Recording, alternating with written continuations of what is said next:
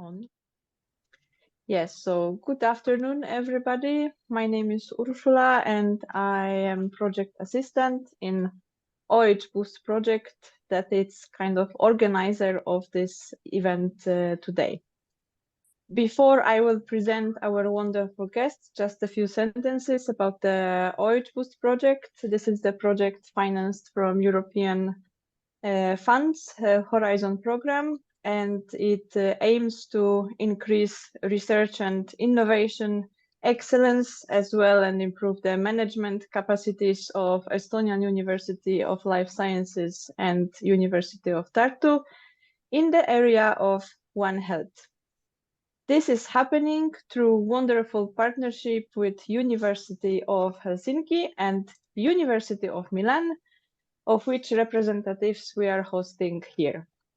And today's webinar titled Research Planning and Proposal Development will be led by the team, where we have Professor Tiziana Brevini, Professor Fabrizio Ceciliani, Professor Alberto Luciano, and Professor Fulvio Gandolfi.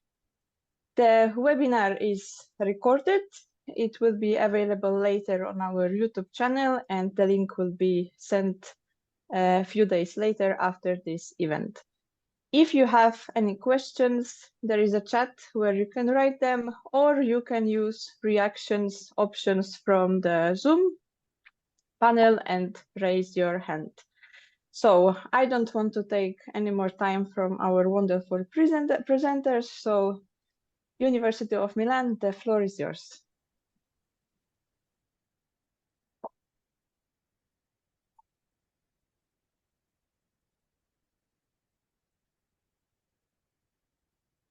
Thank you, Ursula, for your kind presentation. And my name is Tiziana Brevini, and I would like to share with you some information and about the cost grant family. And then my colleagues will further implement the information regarding other aspects of possible grants that are presently available through the EU. Okay, I said I would like to concentrate on the cost funding. The European Cooperation in Science and Technology, with the acronym COST, is a funding organization mainly addressed to the creation of research networks. So basically, it is funded by Research and Innovation Framework programs. It was supported by Horizon 2020 and presently under Horizon Europe. I would like to stress the concept that cost funding are not intended to support research cost, but they are rather dedicated to cover to create network and implement or encourage collaborations activities through different options, possibilities such as conferences, meetings, training school, short-term scientific missions and workshops with a very strong emphasis on the dissemination and communication activities. I've just copied here for you a very useful link that you might be wanting to use later on, where you can find all the detailed informations available on the COST website. So if we look at the mission from COST basically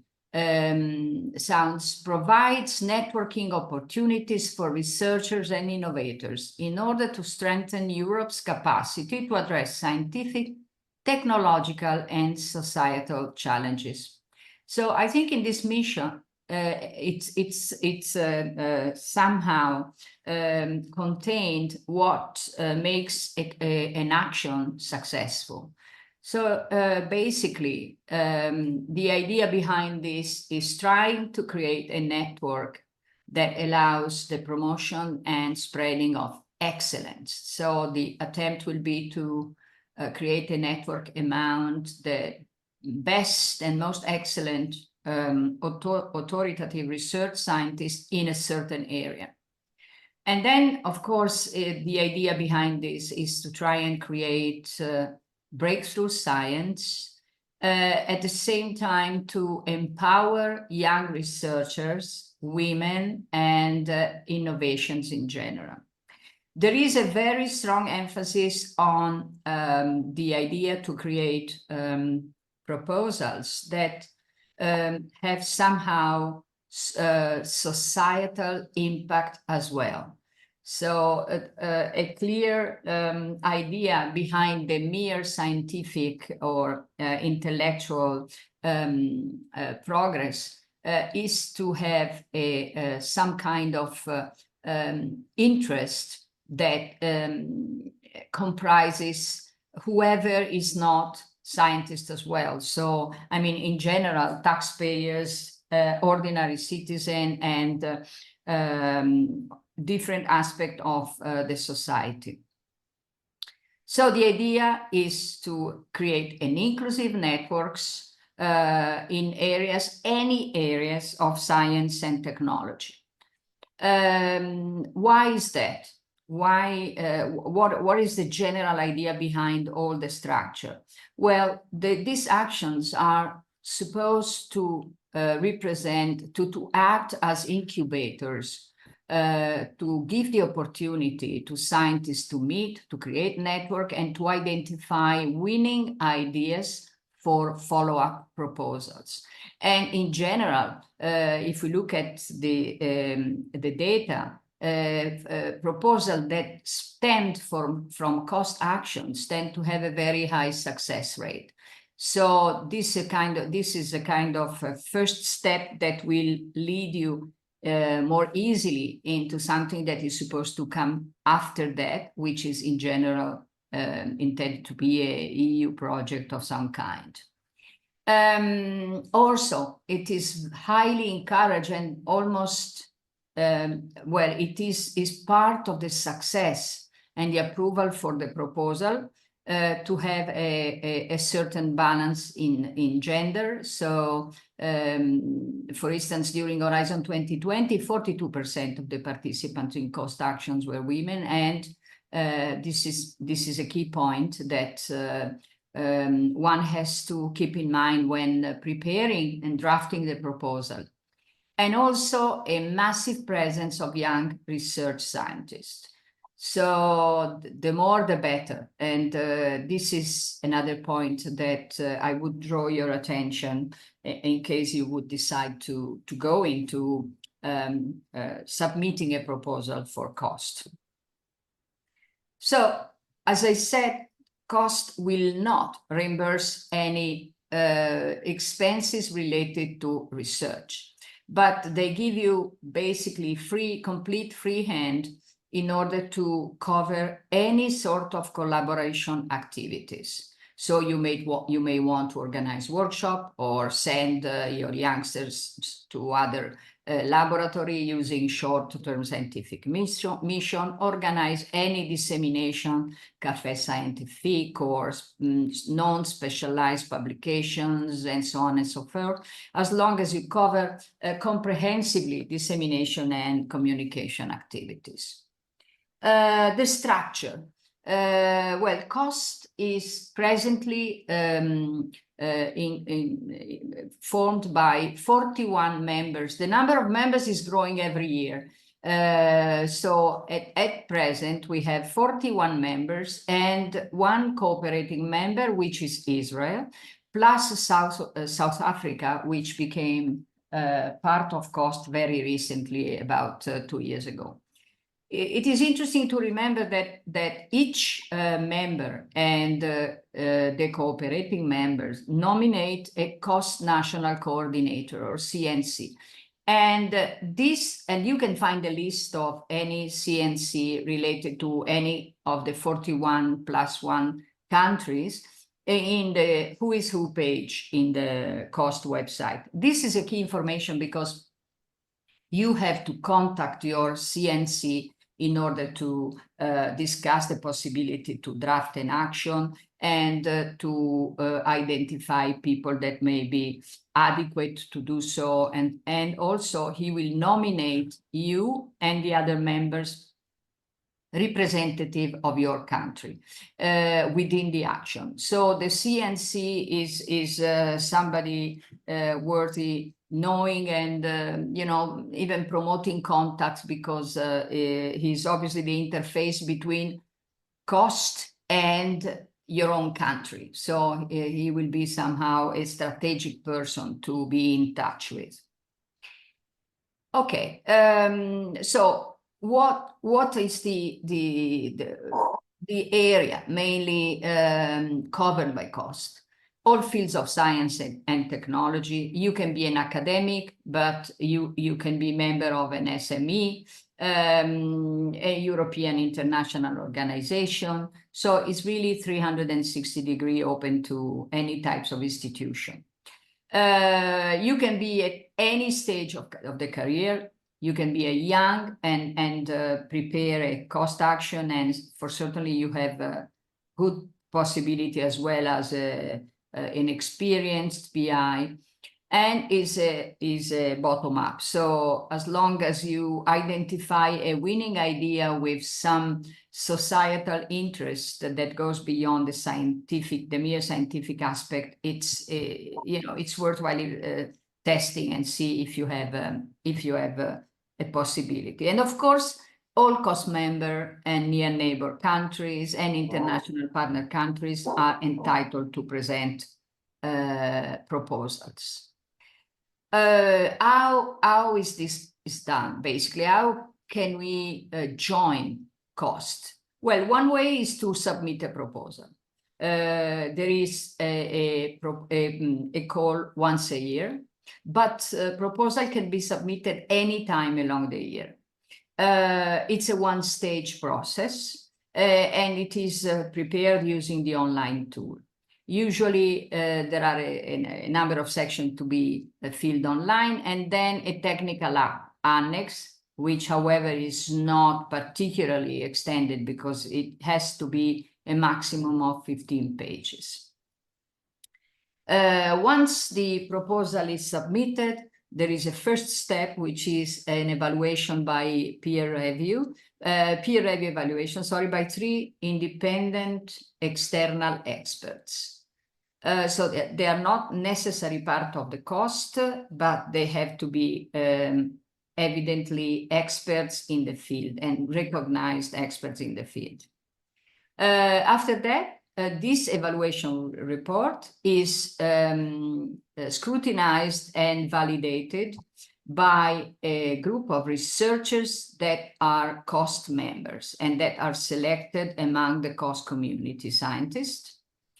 And finally, the final proposals that are funded are selected by the scientific committee members that are independent high-level experts comprised in this counseling, which is called scientific committee.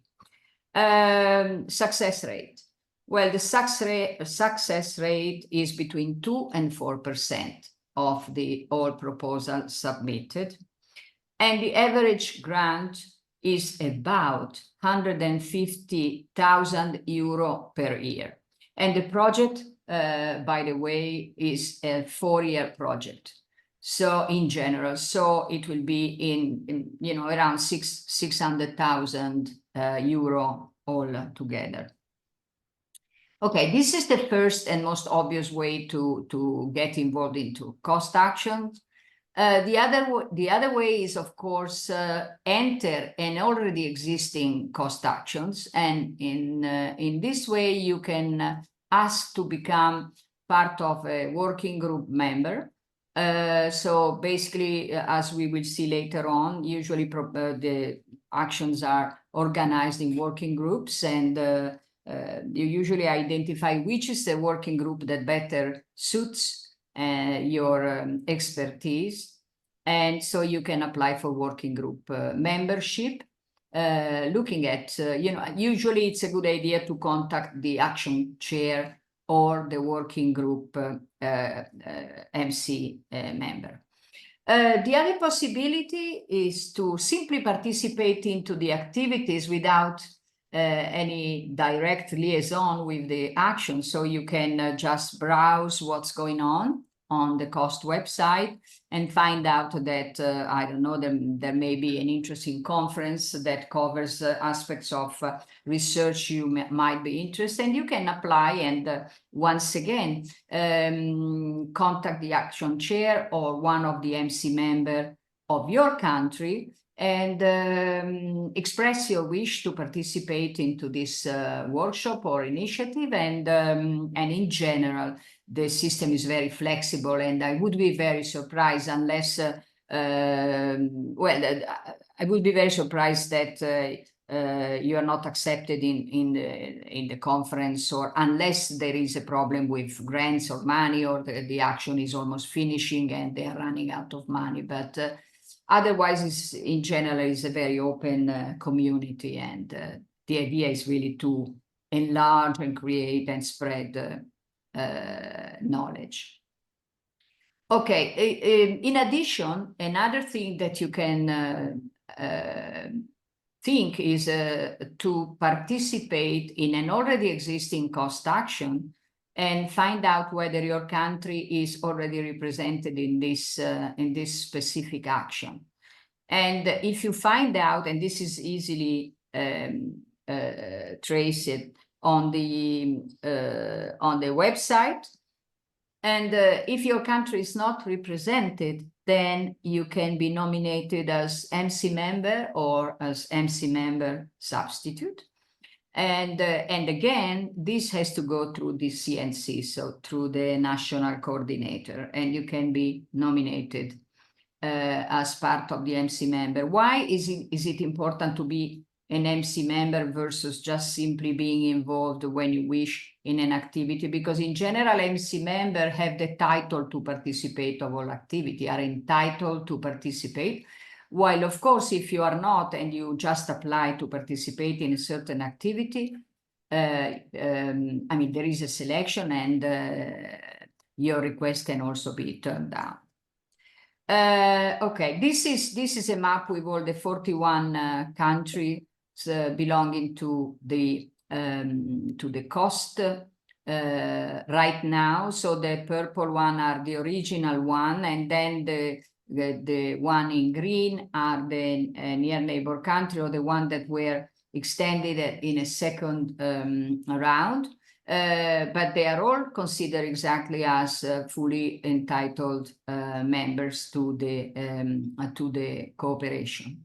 And then, as I said, there is the Israel, which is in orange, which is a cooperating member. He can participate to most of the action. He can apply for proposal, but I mean, it's not part, of course, of the European Union. And as I said, also South Africa very recently was accepted as a partner member.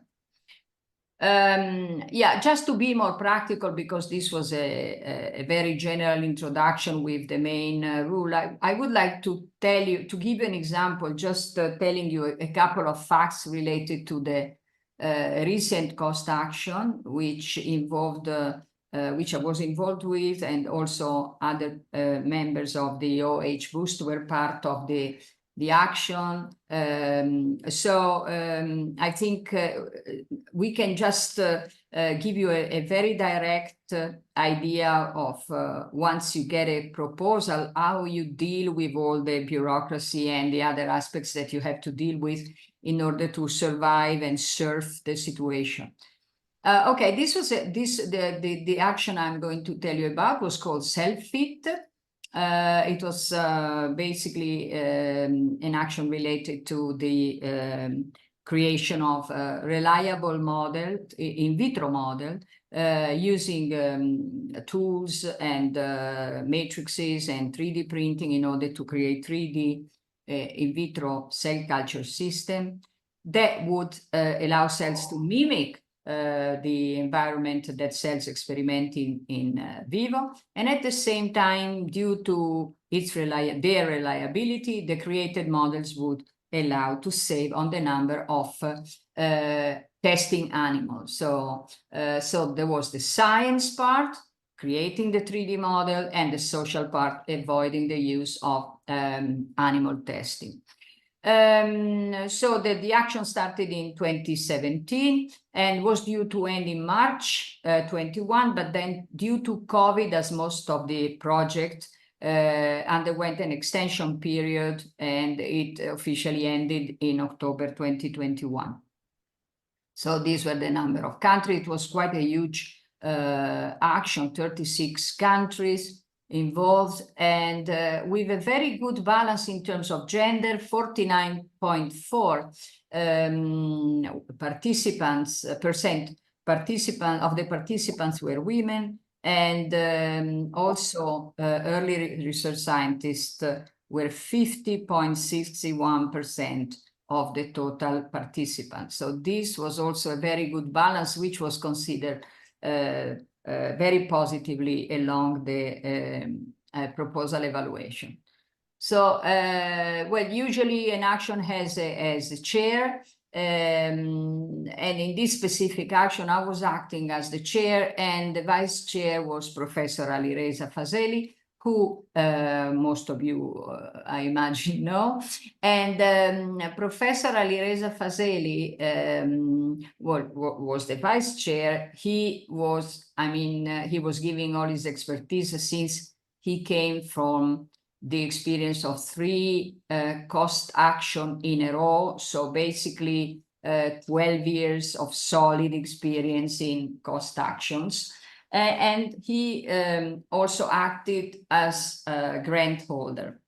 And also Dr. Marta Munoz from Spain, Cerida, she was acting as science communication manager. So she was dealing with all the aspects related to dissemination, communications, and so on. And well, the objectives I already very briefly told you, so I'm not going into all the details, but basically the idea was to switch from 2D to 3D model, giving the cells a nice environment, and by doing that, to aim at better mimic what happens in vivo. So reduce the number of animals based on the reliability and of the created model, and at the same time creating a database for the European member states on all the protocols used and the strategies adopted and finalized from collaborations during the action.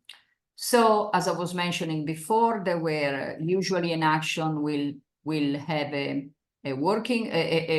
structure with a different number of working group. In this instance, we were dealing with 4 working group that were specifically focusing on different aspects of the scientific part, plus 1 working group oriented on focusing on dissemination, entrepreneurship, and contacts with the investors and companies and so on.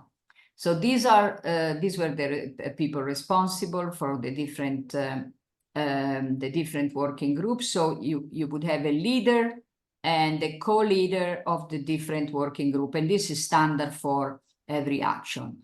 And this really facilitates the process, because it really gives the opportunity to create interactions and to have big expert in charge of the different specific area of research within the action.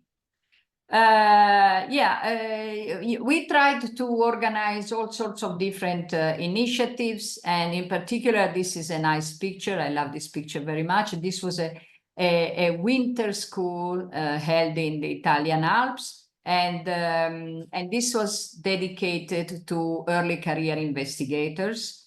This is a very nice experience, because it really encouraged collaboration and informal talk and informal exchange, and many of these young scientists are now still in contact, and they collaborate, and they are now,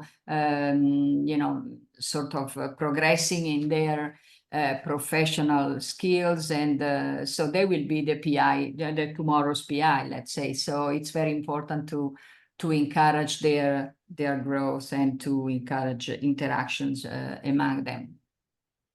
Then we would have a short-term scientific mission, which is a very important part. The two persons responsible for this in these actions were Amos Tandler from Israel and Melita Vidakovic from Republic of Serbia, and they were helping the young research investigators to select the right place to go, of course, together with their own tutors, and finding host laboratories, and covering the expenses during their stay abroad, and encouraging then reports on the techniques and the protocols that they were learning in that famous database I was telling you a couple of slides ago. So basically also allowing the information to spread widely, much more wider than just related to the experience of the visit. And the training school coordinators was Jon Lulwo from Denmark and Bernard Roelen from the Netherlands. And well, the training school coordinators are mainly trying to understand what is best doing in order to arrange training opportunities, what are the area, what are the subjects, and in which direction it is worthwhile to invest in order to implement scientific growth, once again, mostly in early career investigators. This is a typical chart and a Gantt of the different activities with the plan spread on 4 years of the project. Well, another key person is the scientific officer. So the interface will always be with a scientific officer, which is assigned to the action, and basically anything that needs to be discussed or addressed must be done interfacing with the scientific officer in Brussels, and or using the so-called e-cost platform that gives you the opportunity to basically solve, or better, try to solve any issue that you may encounter along the proposal, along the project. Then formally you are committed to prepare let's say a not so formal report each year, so an update, I would call it, on the activities and the success rate and all that was organized in that specific year. But then there is an in-between progress report at 24 months, and this is a very much official report, which is drafted and is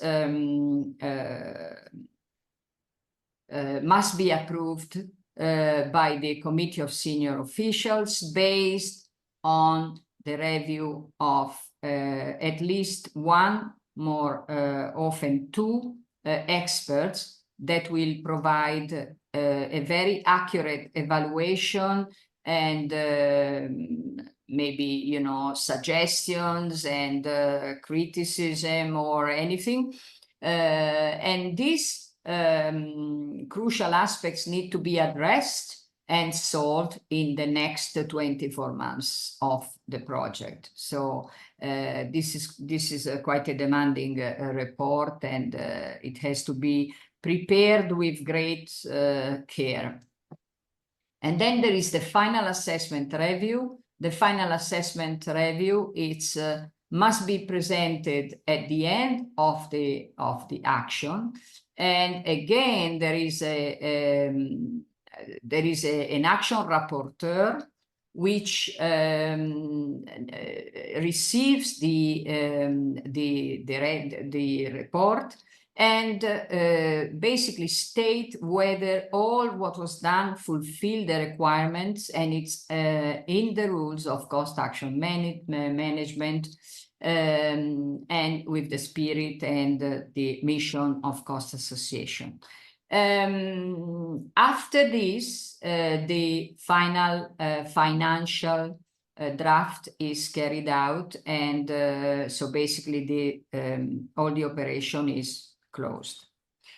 So this is just an example of the activities we did. For instance, we prepared an annual meeting which was a success in Athens on extracellular vesicles and intercellular communication. The workshop in Jerusalem was originally started as a great success because we had a lot of participants, and then we had to cancel 2 days before the beginning because of COVID. Tel Aviv airport was closed and no airport could land anymore. And so some of the participants were actually stuck in Jerusalem.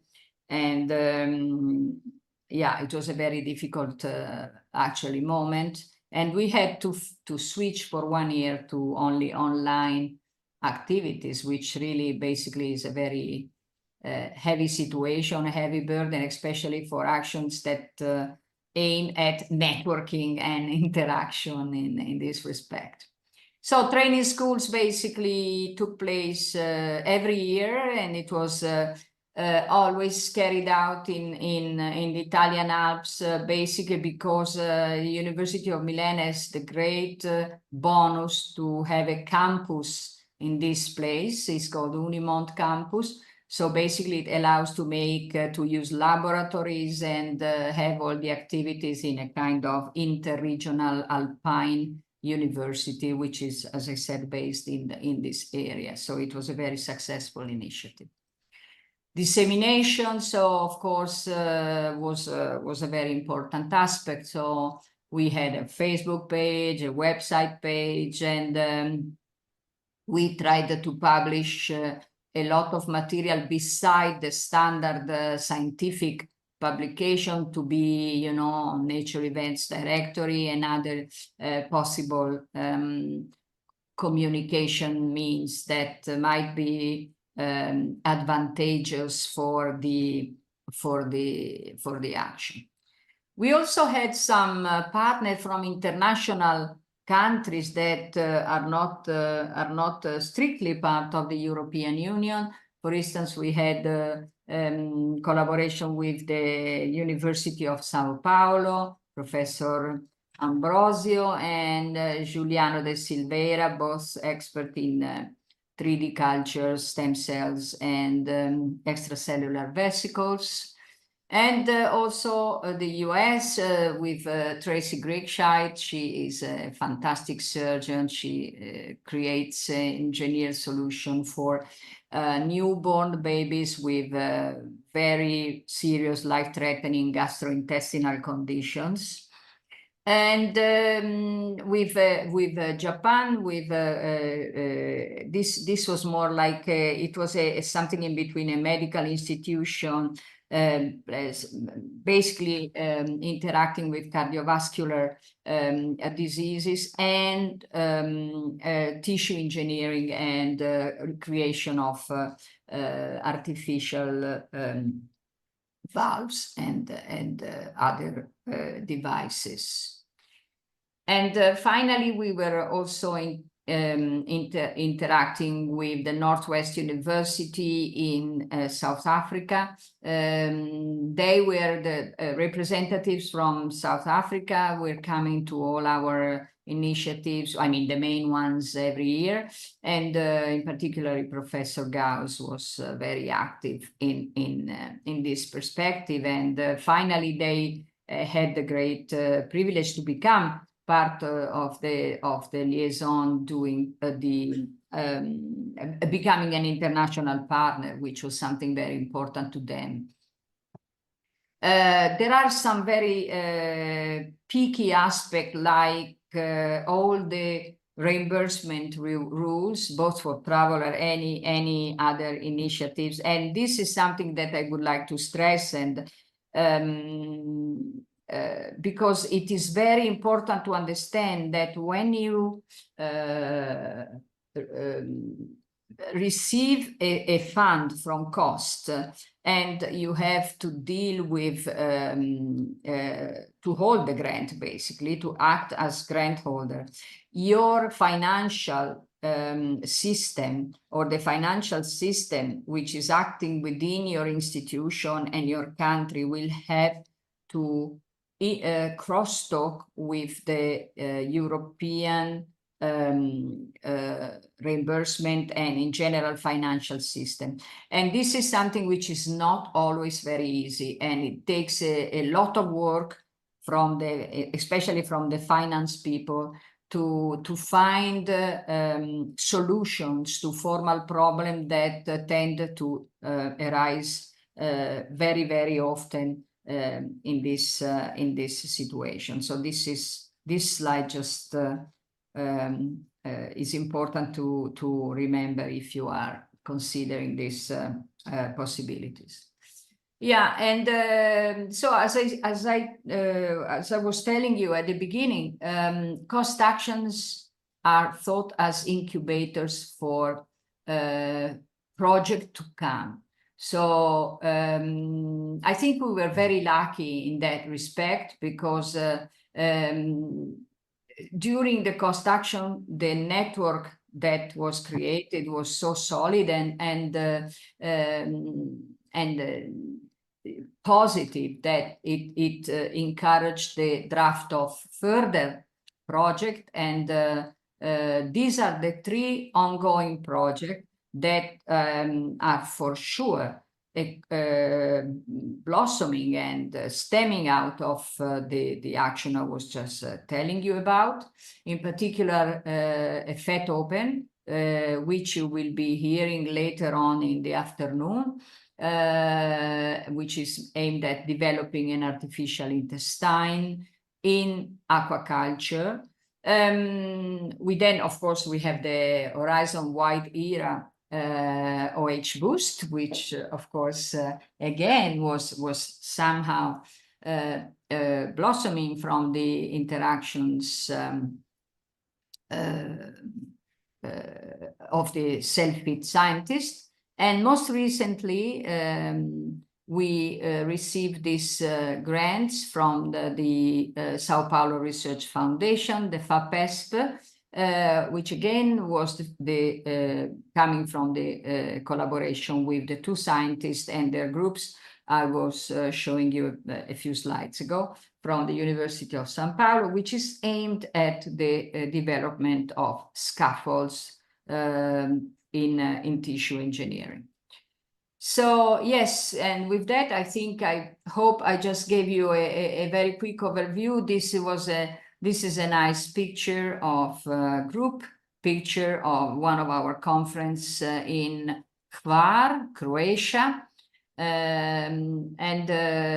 Yes, I mean, this just gives you the idea of what these projects are. They are something, they are a subtle balance between knowing each other, speaking of science, interacting, thinking of new project, thinking of a new idea in a kind of informal atmosphere, but also exchanging information and creating a long-distance collaboration. And and I would like to thank you for your attention. Thank you very much, Tiziana, for this interesting presentation of one of the opportunities that we will be discussing today. Do you have any questions? Ali Reza, please. Yeah, I thank you very much, Tiziana, especially for refreshing all the nice memories with the nice picture. It was really good. One problem, I don't know if in Estonia, if this problem still exists or not. If you remember when we started the course action with your action, there were rules and regulations that was not allowing Italy to become the grant holder, and then later this changed. I think the same kind of rules and regulations exist in Estonia, and make it very awkward that they cannot become grant holder. Although maybe they have changed the situation, I don't know. I am not aware of any action that has that possibility. That is one of the bad things that is, but because they tax any of the grants that is going to the individuals. Just somehow like the Italian system till they change that.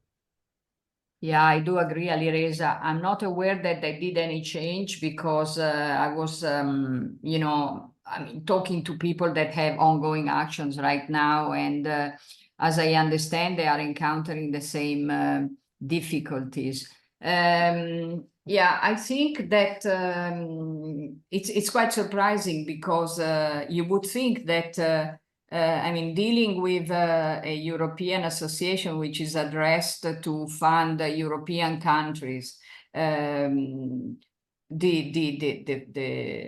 approach should be the most common criteria used by most of the countries, which is not the case, because then most of the countries have a very big problem trying to interface in a how to say harmonious way the different administrative organizations. So the cost is very strict, and there is one way to do the reimbursement. Any financial aspect has to be done in a certain way.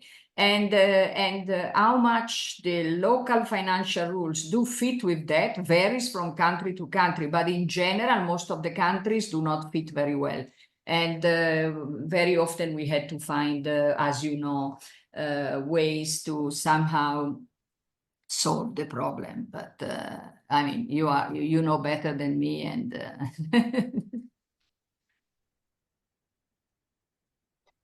Okay, thank you very much. Thank you. Okay, I will give the voice now to Professor Fabrizio Ceciliani, if I pronounce correctly. Yes, perfectly. It is difficult to pronounce in Italian as well, by the way. I will So try to yeah, share the screen. the floor is yours, and I know that you need to keep the time. Yeah. Oh, thank you. Can you see the screen? Yes. Okay, now I will use my camera and I will put in the mode presentation. Okay.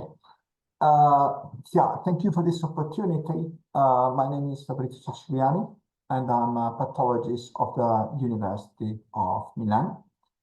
And I'm here to share with you my experience with this Maria Slobodska-Curie action, in particular doctoral networks.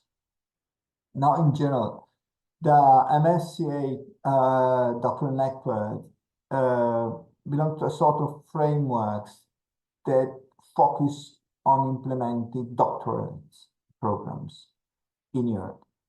These are the general aims: training doctoral candidates, stimulate their creativity, enhance their innovation capability. There is an entrepreneurship is quite important, this action. And in the end, support employability in the long term.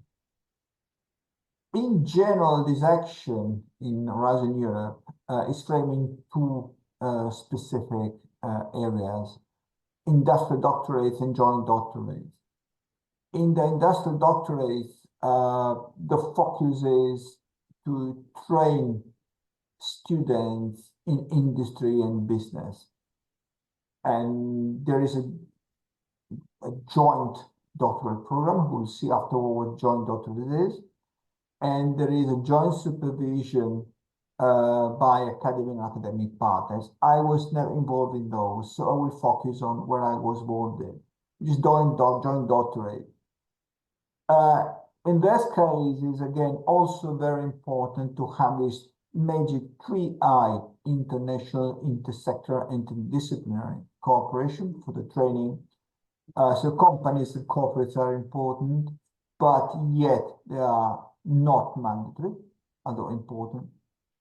And the PhDs, in this case, must be enrolled in this joint program by two academy, and companies are important, but can also be not present in the supervision.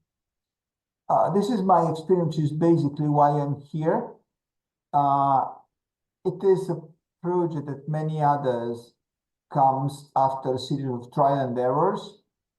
And we start in 2014 for the first time with Explain. Then and in our case also, we started from a cost action from animal proteomics, it was the nucleus.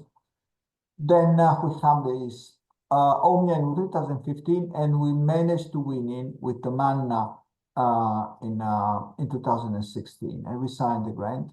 Then we started again with the Rumi Green, and you can see the difference between the ranking. In 2016, we won with 92.8. In 2022, we were in reserve list, but in the end, we were not financed in 94.8. Then we applied, let us cross the finger. The success rate is 5%, which is not that bad, given the percent of success of European Union actions. First, one of the big mistakes is that the first time no one realized, I did not, for example, the joint donors are not research projects. They are training research projects, which means that the budget for research is very limited. In the European Union concept, you should have a research project, and then you should apply for a European joint doctorate to have people aboard to the research project. Most of the money and the budget goes to the student. The projects are central. We don't even have a budget.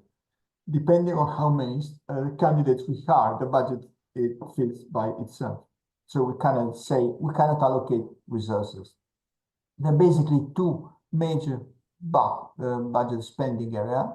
First, the salary for the student, which is very generous, 3,200 euros to 3,800 euros per month.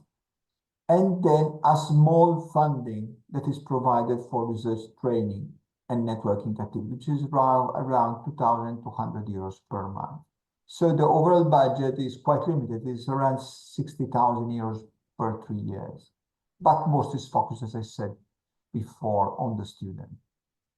And now I would like to show you the case study. So the one who was successful, the Manna European Joint Date, Molecular Animal Nutrition. We had, in the end, hired 11 PhD positions with around 2,200 million euros of budget, and we delivered, well, the plan was delivered 11 double title PhD, and of course we had 11 PhD titles. As I said, these are the features. In order to be successful, the approach is the 3E, international, interdisciplinary, intersectoral, and we have companies focusing on diagnostic, companies focusing on marketing communications, telecommunication, many companies focusing on animal nutrition, a lab whose job was bioinformatics, and omics applied learning science were managed by INRA and the CNR and the PCR, the Porto Conte Ricerca, which is an Italian regional research institution. And of course, the core were the 6 universities. And yeah, these were the partners. It was a rich partnership, but as you see, it is true that corporates are non-mandatory, but they are important because there is the intersectional issue that must be addressed. And as I said to you before, it seems a normal European Union project. If you see, there is a chapter on excellence, a chapter on impact, quality efficient implementation, and apparently normal work packages. If you see from here, it is basically a project with management, training, which is not in all the project, and dissemination. But actually, if you see here, the focus is on training. Look at those. Excellent is divided in quality, innovative aspects, and credibility, quality knowledge on training program, quality supervision. So all these chapters are focused on the student and the impact as well. So we are asked to have an impact on enhancing the career perspective and contribute to structure the early stages of training at European level, and so on. So it is basically a training project. And in fact, you have to discuss, if you want to be successful, this strategy. So we divided, for example, the training area in three core research skills, and these were applied by each EHR. EHR is the name of the PhD student via the project. So research is still very much important, each in a work package. And then it was at the soft skill and courses. So each student were enrolled in each individual universities because it's a double title. And then these deliver many skills were delivered by the consortium. What a PhD paper is made of course, in the topic, a research topic, but this is the part of research that is described in the project. Then a supervisory team, which is made by 3 supervisors, at least one from your university, the other one from the other university where the student receives a double degree and where he or she has to stay for at least 1 year, and then a non-academic supervisor, because the student has to be exposed to a non-academic environment. And of course, these topics, as I said, they were related within this framework of the project. And then look at the courses. So in our case, it was complicated because the nomics apply to animal sciences. So in the first common course was given in Glasgow, most of the topics were a sort of a leveling of the students to animal nutrition, animal stuff, and a little of omics. And then we have a summer school in omics that was held in Italy, actually in the campus of Lodi. And then, well, that started the big nightmare of COVID. So this school and this school were given online. And it was really a pity because as the construction, this was a project that was for the movement of the students. And then, well, the movement was really limited. And these were the projects that you see here. Each of these 11 PhD projects were linked to a specific work package with a supervisor, a co-supervisor for the university, and a non-academic supervisors. And this is what we deliver to the research work. In the end, we recruited 11 PhD students. It is extremely selective. We received 235 applications from 8 countries.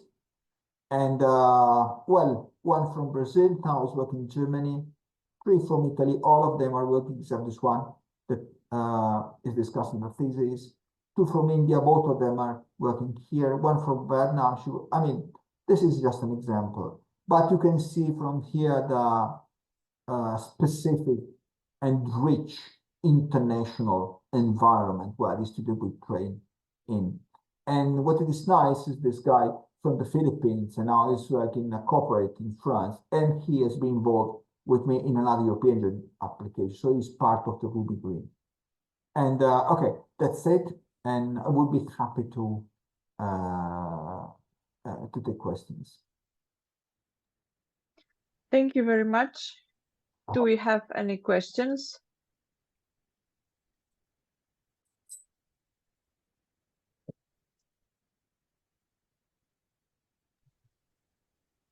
Alireza, yes, please. Yes, it is always me. Ciao, Alireza. Ciao, Fabrizio. Thank you very much. What do you think especially now with the rate of the acceptance reaching to 94.8 and still you are in the reserve list? Yeah, it was a surprise. I honestly don't know. Well, what happened in fact was that in Horizon 2020, the doctoral network, when named European Joint Doctorate, has a specific area. So being the reserve list would have been being a reserve list for the doctorates. Now we were in the reserve list of all the projects, including industrial networks and so on. So honestly, I really don't know, to be honest. But yeah, the level was very high. And we were told twice that we would have very good chance to be selected in the end. And in the end, we did not. So you see, it is not easy to improve a project that was evaluated so nicely. It is really very critical. So in the end, it is like throwing the dices.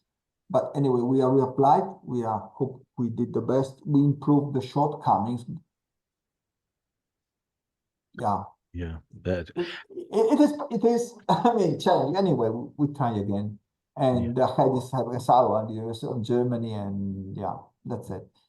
And considering of all the work that you put in, and then afterwards I have seen that it is the program, there are quite a lot of different provisions, conditions you have to have. For example, each PhD is staying in another lab, this, that. Is it just from your point, is it really worth it as a research project? If you look at it as a research project, or no, the headache that you would get is not worth it, the amount of the time and effort that is in it? If you start from the perspective of a research project, no. But if you start of the perspective of a training project, yes, and it is fun. And, you know, at one age, money, when we have money, and it is fun, it is interesting, it is challenging, and you need to organize something. Of course, you need to have a side project that allows you to provide you with some money, but it is one of the few bottom-up projects in European Union. There are not that many. And but it is something that, well, I consider a yes and on. That's really worth the while. In the end, yes, it does, because basically it is fun. It is nice to something. It is challenging, and yeah. Thank you, and I wish you success in the next one. Thank you. I have tried several times. I have never been successful, but I think for me the best is to be a partner of some people like you that are successful. But I mean, there is a balance, because we tried plenty of time in twinnings and we never be successful with Croatia. So I mean, you know what European Union works, and yeah. So there is a balance. We tried, but every time we managed to get a worse result from the initial one. So it is with Croatia, but yeah, so that's life. Okay. Thank you, Fabrizio. Yeah. Thank you very much. Do we have any other questions or comments? Something to share? I don't see, so let's hope that balance is always available and on different levels we can reach. Okay, I think we can move to next speaker, which, if I'm correct, is Professor Alberto Luciano. We cannot hear you. Please, can you unmute yourself? Yes, it's correct. Yes. Ursula, Yeah, thank you very perfect. much. That's perfect. And thank you so much for the kind introduction. I'm putting in a slideshow. Okay, it should be on. Is it correct? Yes, it works. Thank you. Okay.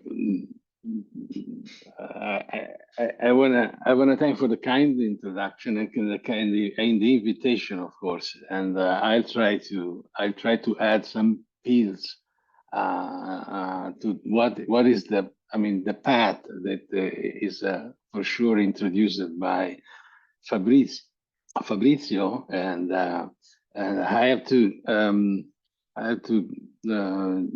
just to reinforce his position about the importance of the training, which is which is the most important part of developing, let's say, a doctorate program that, despite this, could be moving in a direction for the academy or for the enterprise, must be funded or on a very well organized training basis or training basis.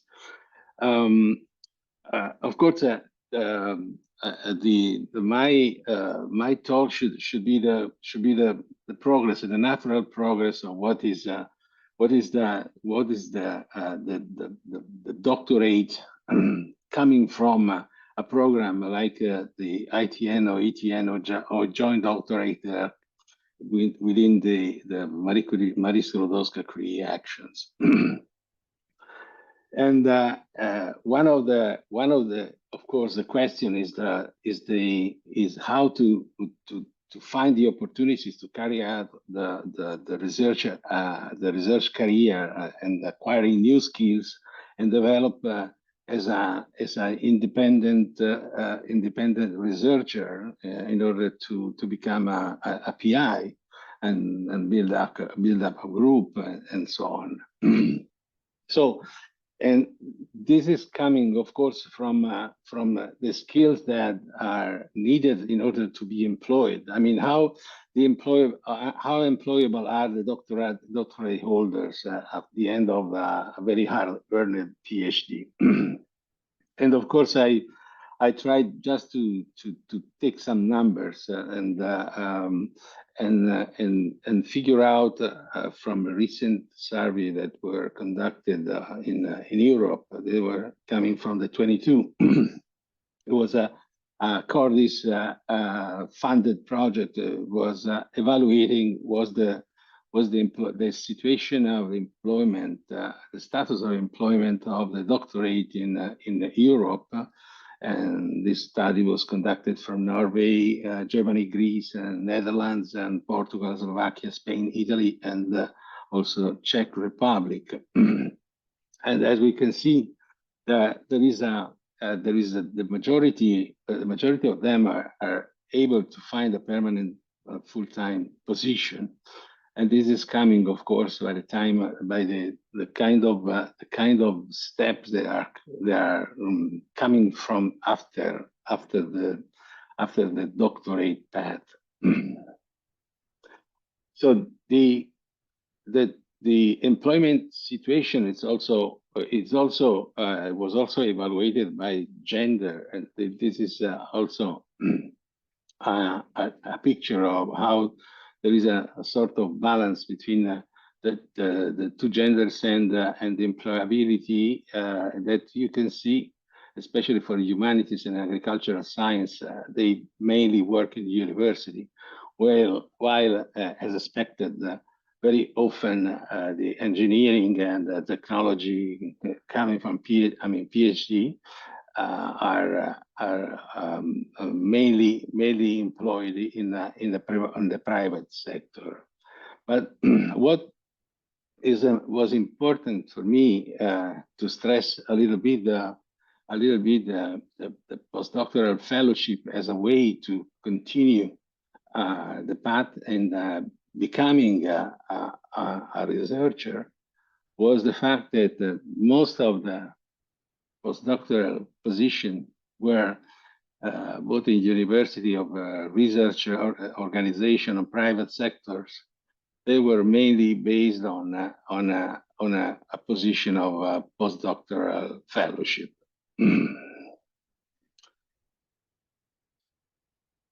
So what I'm talking about today is there will be just fields about the Marie Skłodowska-Curie action for developing a project in order to get funded in this funding scheme of postdoctoral education. I started with this experience in 2008. I supervised 3 successful postdoctoral fellowship in the Marie Curie and Oscar Curie actions. They were in the different framework, of course, because at the beginning they were career integration grant, and then they become international outgoing fellowship or European fellowship, and they became, and now they are postdoctoral fellowship, and they are dedicated in two direction in order to develop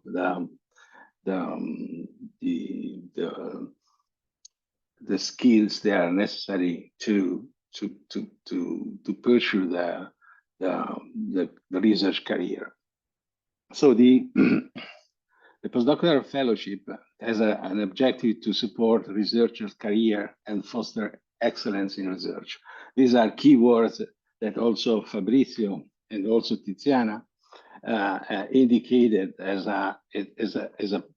pillars in terms of the education process that is at the basis of the paths there within the framework of this funding project. And the postdoctoral fellowship action targets the PhD researchers who wish to conduct their research activity abroad, acquire new skills, and develop their career. All these words are linked to the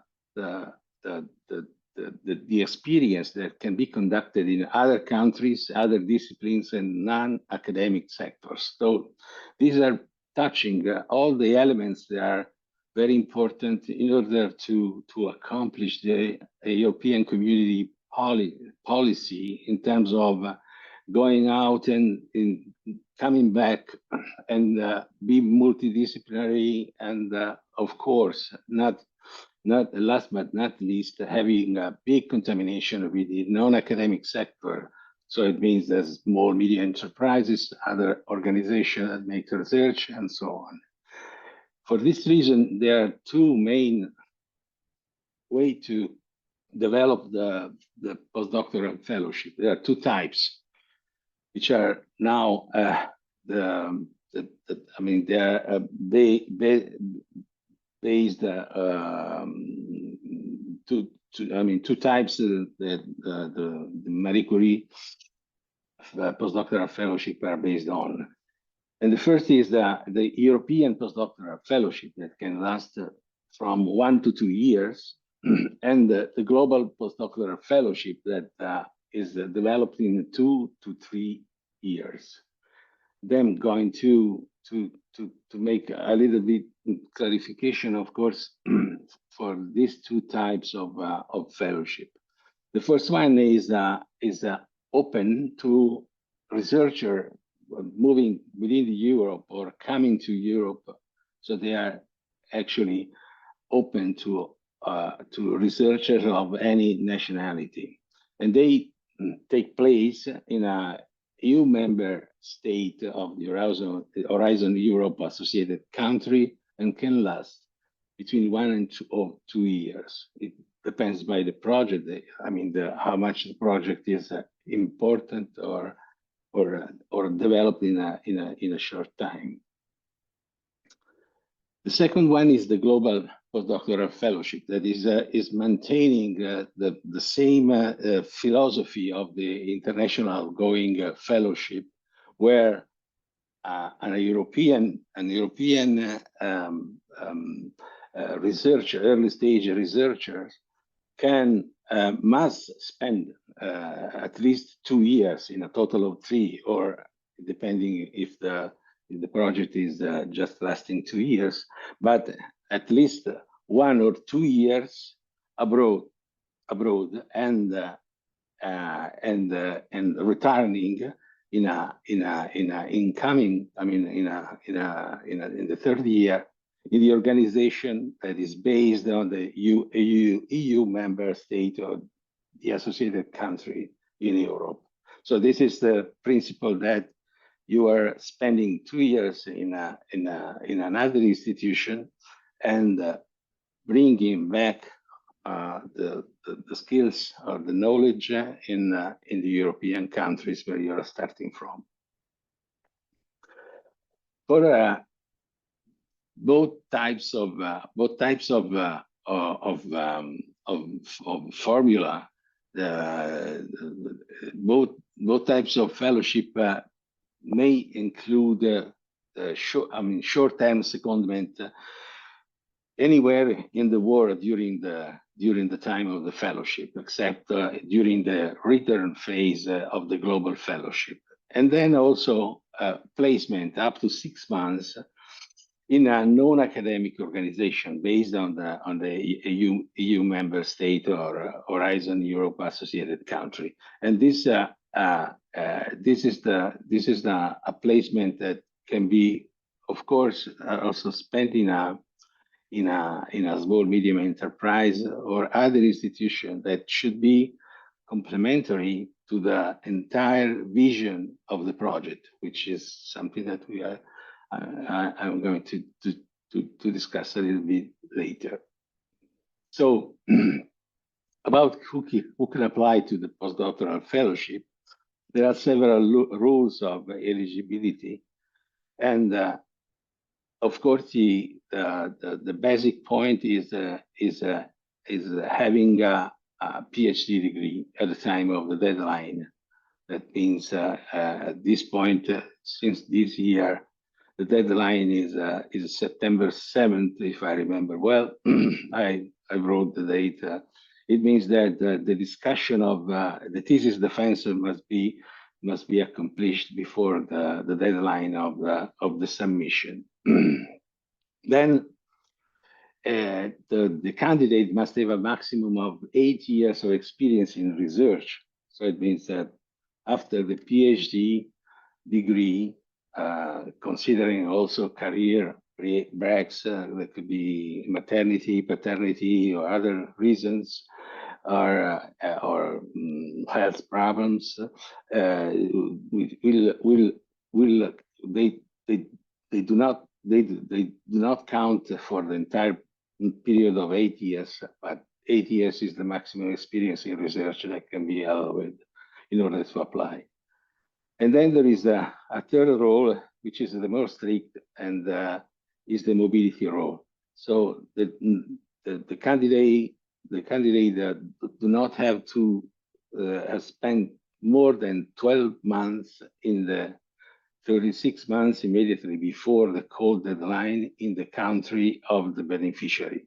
So it means the country or the institution that the candidate has chosen as a base.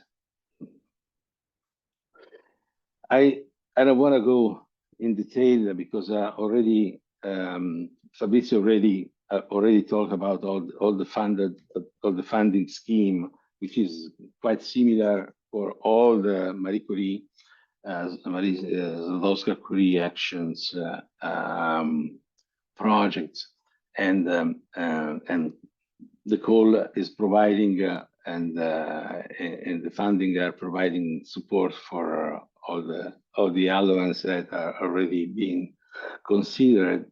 Also, taking consideration that there are long-term leave allowance that contribute to the beneficiary for maternity, paternity leave, sick or special leave, longer than 30 consecutive days, and they are provided by the European community as an extra funding for the researcher.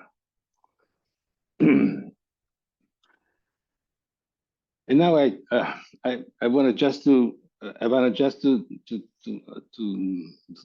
point out, taking of course the point that the Marie Curie website can explain also more in details, because of course the time of building up a project, it's not. I mean, 20 minutes is not enough to explain. But of course, I can now try to make to give some insight. Also, because when I stopped in supervising Marie Curie postdoctoral fellowship. 10 years ago, I started to be a reviewer of this project as a rapporteur and the vice chair in the panel. So I had the chance to see how the scheme of the project preparation, the house evaluation was changed during the year. And of course, as I used to say, a question that I used to rise to my PhD in the halfway through the PhD career is what do you want to be? And this is something that should be organized by the supervisor and also with the active, proactive collaboration of the PhD student, the vision of what they want to do, or what they want to go. Because one of the things that's very important to start for an application of a successful application is to start to find the host organization of your choice. I used to say, I mean, the application, the organization that should receive and reinforce the idea of a project developed together. And of course, one of the first network that the candidate should evaluate is the network where the candidate is pursuing his or her PhD program. And there are several also sources of hosting offers, and they are published on the Euraxis website, which is a portal where it's possible to find offer of partnership, offer of hosting project, but also most importantly is a job portal. Is a job finding portal. This is important for all the PhD or postdoc that are looking for a position abroad.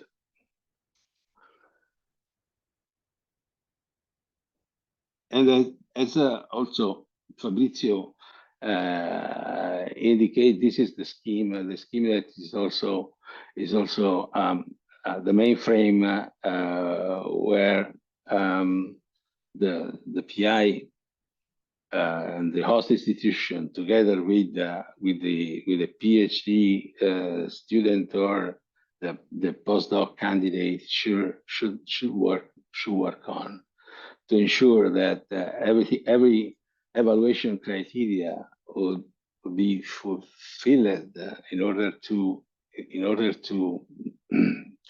fit exactly for the three main chapters of the writing project, which is at 10 pages, divided in excellence, impact, and quality and efficiency of the implementation. That, of course, they have a different weight, starting from the excellence, which is 50%, and the impact and the quality of implementation, they are respectively 30 and 20%. And of course,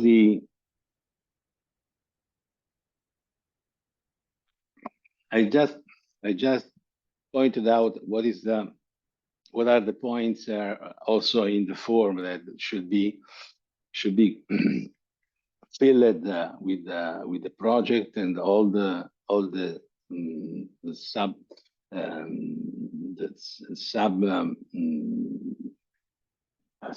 paragraph that should be completed for each block of the form, starting from the quality of the project, the innovation, and how much the project is going beyond the state of the art. The methodology is soundness, the interdisciplinarity, and the approach is quality of open science. That is another point that is becoming a refrain in all the project scheme of the European community. Then there is also a big part of a very important weight, which is the quality of the supervision, and of course the two-way transfer of knowledge.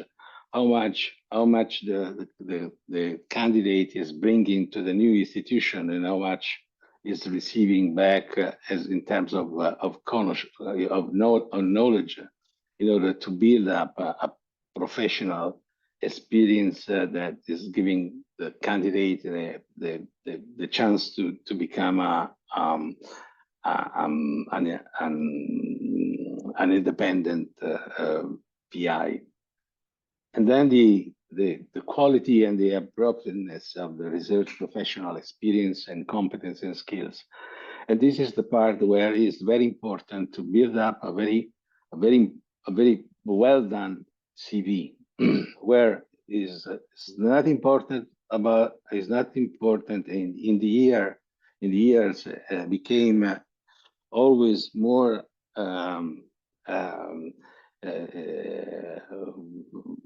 more important to see the progression through a scientific outcome, instead of see bunch of papers and related obviously related to the time that the researcher has spent in doing other experience after the PhD. But for several reasons, especially if they are well considered, and the justification about the time of publishing, it's very important to justify every single passages, instead of leaving avoiding explaining the reason of continuity or change of field or whatever, which are not penalized.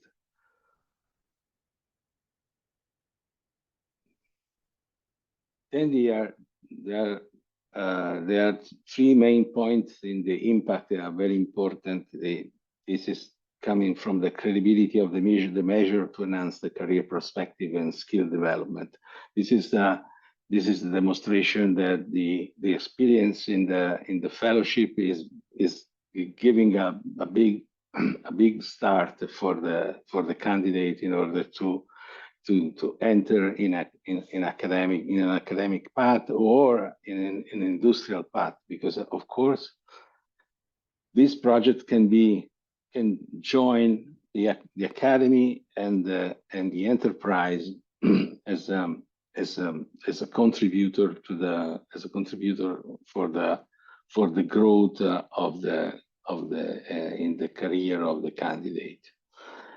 The quality of the measure to maximize expected outcomes, and this is the dissemination, exploitation, and communication plan, which must be very well detailed, and also the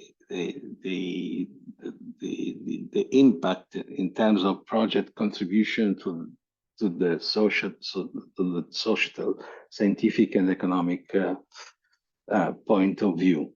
And these are all points that should be taken consideration in order to complete all the plan for the development of an initial career. And the third is the quality of and the efficiency of the implementation. And here it's very important for the candidate to be really precise in detailing the quality efficacy of the work plan, assessing risk, the contingency plan, and the appropriateness of the efforts that are assigned to the work packages. Of course, this is another point that is bringing up the importance to having a very precautious interaction with the host institution in order to understand how the institution, whatever is the R&D of an enterprise or another academy, being able to support all the project that has been developed. And of course, the last is the capacity and the quality of the host institution in terms of support in the participation of the project in terms of organization structures that are able to deal with the European fundings, having hosting arrangements and facilities that can allow the candidate to pursue and accomplish their project. So these are just the data from the last Marie Curie action that was published the past February. This is the round of 2023. There was 1,249 postdoctoral researchers that were funded and are going to be funded, because the process of starting very often is very long, depending by several reasons, not the last but not least, a visa to move from their own country. But totally, on a total of 8,039 applications, about 16% were selected for funding. So this is something that is of course a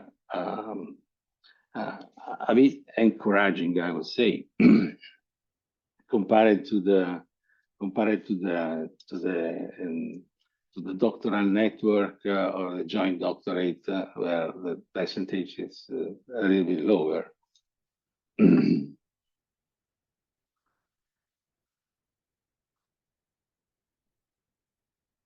Here, just some number and also here for the gender dimension, the gender balance was quite respected, with women that are 42% of the awardees, and the distribution between social and humanities and life sciences that accounted for together with about 50% of the postdoctoral fellowship that were funded. About of course the research opportunities in Europe, and who can be contacted. Each country has of course an institution, research office, and there is also a national contact point that are very helpful in order to find all the informations, and also a referral and a revision of the project from the specialized people that are in contact with the different institutions, academic or non-academic, of course. Then there is a portal, those Curie actions is full of documents and information that are helpful in order to write a proposal, and also there are other sources like Euraccess, that is another place where it's possible to find partners, other institutions, academic and non-academic, that can also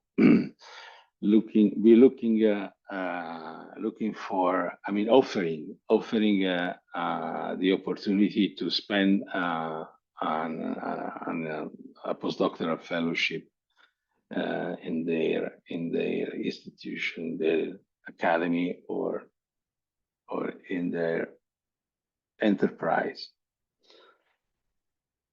So I think I'm finished. I'm just, of course, I'm thanking you for your attentions. I'm just leaving useful links, and I was doing some cherry picking of something that was updated and useful for people that is adhering to apply for the next call that is opening April 9, and the deadline is September 11th. And that's all. I'm here and open to take questions.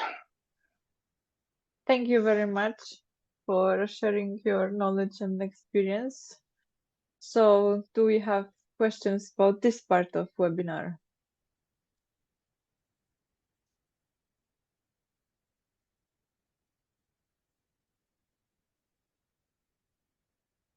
Ali Reza? I was thinking that you would ask me. No, that's very, very clear. Thank you very much. Thank you, Reza. Thank you. Okay, I don't see. Maybe in the end something will pop up after all the information. So if we don't have any questions, so thank you once more, Alberto. And now I'm giving the floor to Professor Fulvio Gandolfi as our last speaker today. Thank you, Ursula. Thank you, everybody, for having me. Can you see my screen? Yes, we see your screen. Good. Thank you very much. I'm going to talk to you about the work program in the grant families, so different kinds of grants which are organized by the European Innovation Council. Unfortunately, I don't know exactly who I'm talking to, so mainly at which stage of your career you are. Is it just PhD student, postdoc, early career scientist? Is anybody there? Well, anyway. There's many people there. There are many people there, okay. Anyway, so you have been told how to get a European PhD. You have been told how to get a European postdoc. You have been told how to get a European networking, professional networking through the cost action. Now you're back, you're very qualified, and you want to try to get some money to get some work done. What I'm talking to you about today is a way in which you can get some of this money. Is a little bit, in a sense, it's new because it's a new approach mainly. That in Europe in general, or in Italy in particular, I'm not sure about Estonia, how the situation is, but there is a much more a renewed emphasis on the possibility to move from academia to some practical application and to actually have industrial application, a commercial application of your work. When I started my academic career, this was a sort of no-go area. Actually, was not particularly appreciated nor encouraged. Now these things have completely changed.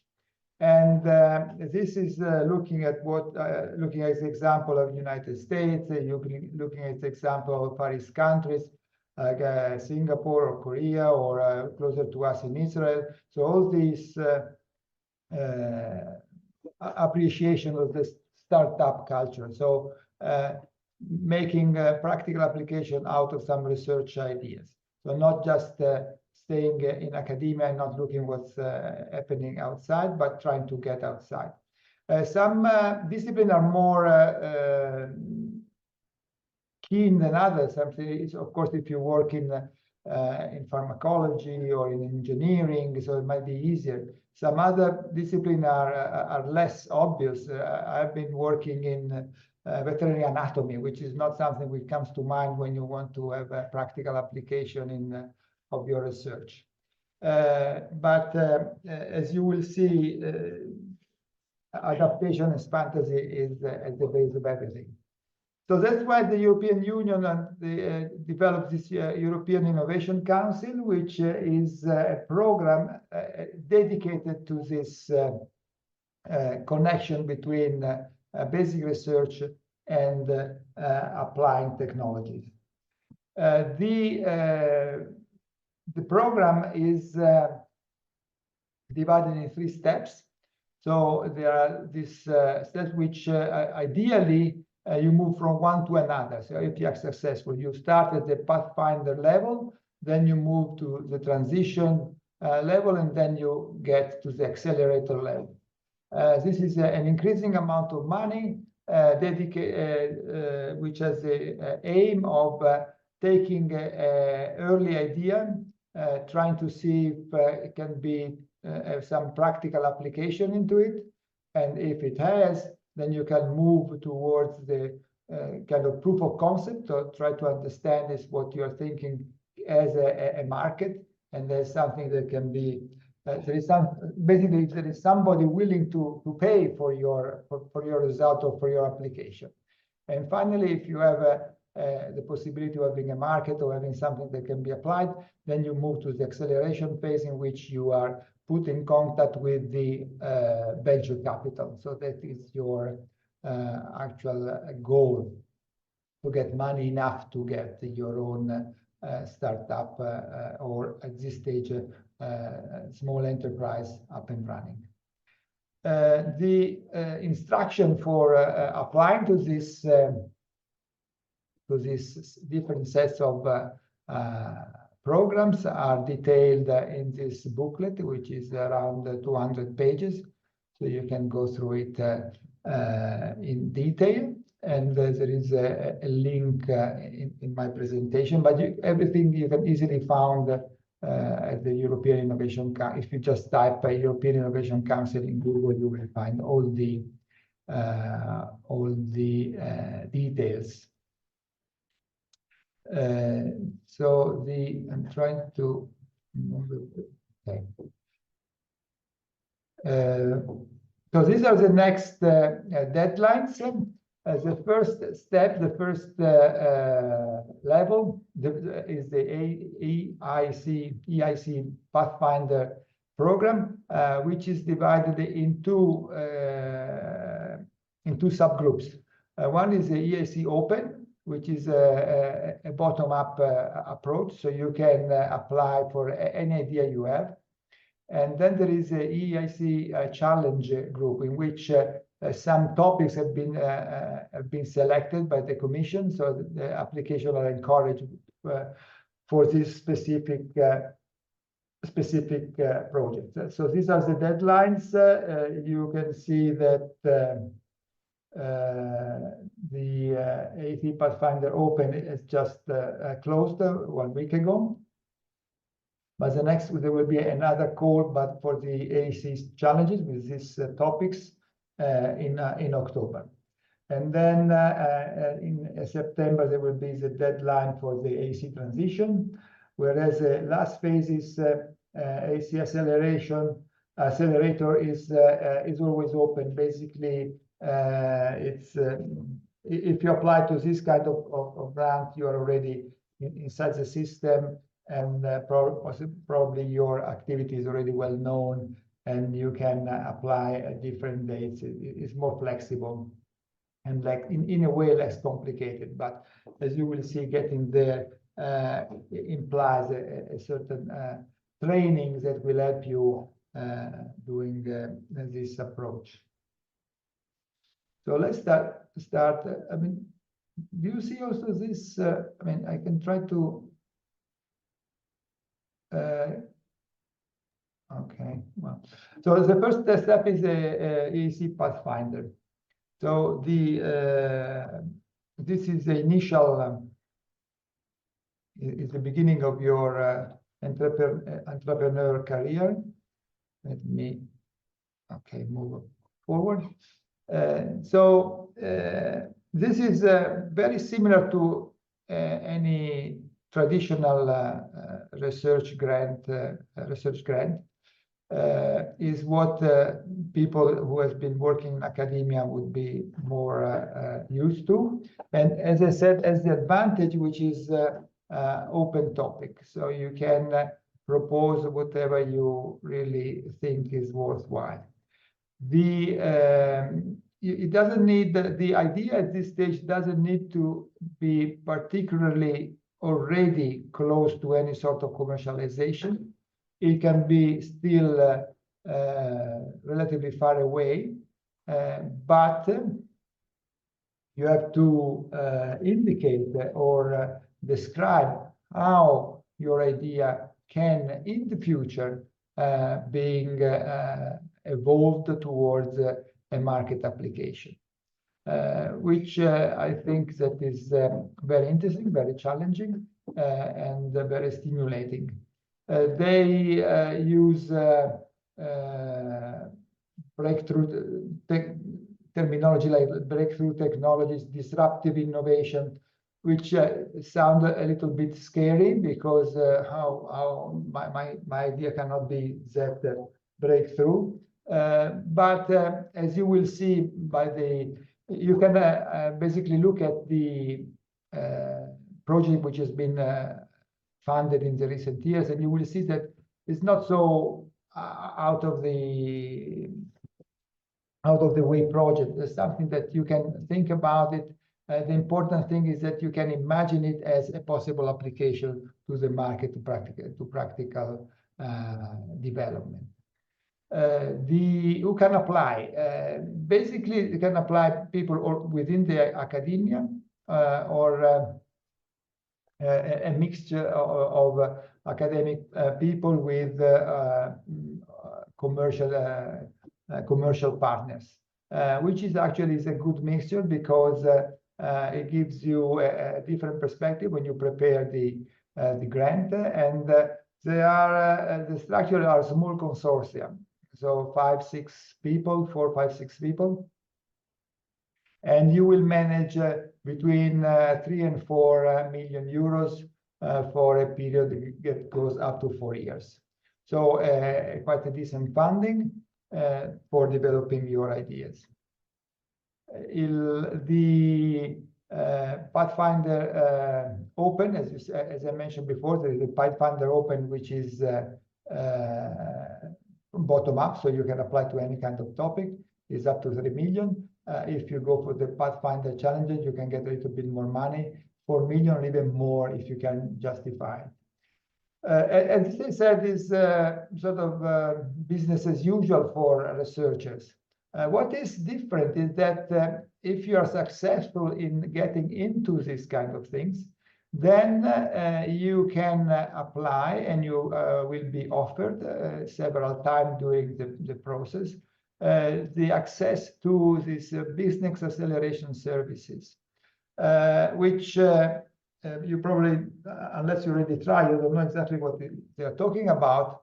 But basically, they will train you in how to present your research or your research ideas to people who might have the private funds for private investor funds.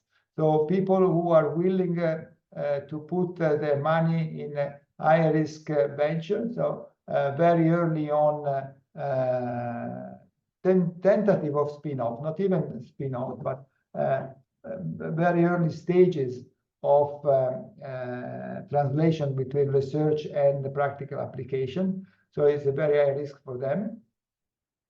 And they're willing to give some money to you. But you have to convince these people that your idea is worthwhile. And this is what the business acceleration services will actually do.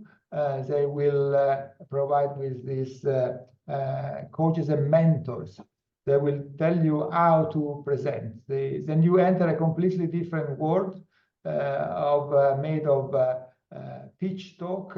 You will have 5 minutes to convince completely strangers that your idea is worthwhile, and you don't have to talk about scientific results, but more suggest possibilities, potentials, and theoretical application. Okay, these are the details that I mentioned. So at least 3 different independent legal entities, or the three institutions. At least one must be in a member state. There are also like countries like Israel or things like that that can be the associated countries that can be involved. And so these are the details that you can find on the website. So these are the basic characteristics of this kind of project. So convincing long-term vision or radical new technology that has the potential to have a transformation positive effect to our economy and society. Concrete, novel, and ambitious science towards technology breakthrough, providing advancement towards the envisioned technology. High risk, high gain research approach and methodology with concrete and plausible objective. Okay, as I mentioned, this can be a scary declaration, so don't allow them to put you off. They are more approachable than you think. Basically, you will have to have an honest assessment of what you're doing, and emphasize not much the scientific part of it, which is actually a very important part, but also the fact that this result can be applied, can have a market output. So it can generate an economic activity. So these are the deadlines that I mentioned, and of course there is the template. These are links to the template. There are 2 parts, part A and part B. We don't go in any detail. For any grant proposal, is a very wise approach to read very careful this application form. The good thing about this application form is that they detail they describe quite in many details exactly the kind of information they want from you. So read them carefully and tick all the box. So whatever they ask you, you try to answer to the requirement they make, because the reviewer will have to evaluate how did you answer to all the requests. So don't simply ignore the answer that you are not particularly keen on, or you don't think you have a good data for them, or a good approach for them. Try to answer as well as you can. Some aspects will be stronger in your application than others, but in order to aspire to be successful, you have to answer to all of them the best you can. And these are the threshold and how the application are evaluated. So you see excellent way for 60% of the proposal. As I said, for academic people, this is the easiest part. So we are used to try to convince us that our work is scientifically very good. And so that usually is not the most difficult part for us, let's say. Then you have to describe the impact of your research. And that can be a little bit more challenging because in this case, you have to describe in a credible way, in a concrete, credible way, how your result might have an impact on the outside world, on the real world, let's say. So in the economy, in the environment, in the society, and it's important that you are convincing. So you are convinced yourself, and you're able to convince people who will read your application. And there's also a part that not many of us are particularly trained to do, the communication and dissemination. So you try to go for this approach, document yourself, look in the internet, try to work out how to do this aspect, which is very highly evaluated. On the other hand, try not to over promise, because if then in the end you will be granted the awarded the grant, then you have to do all these things.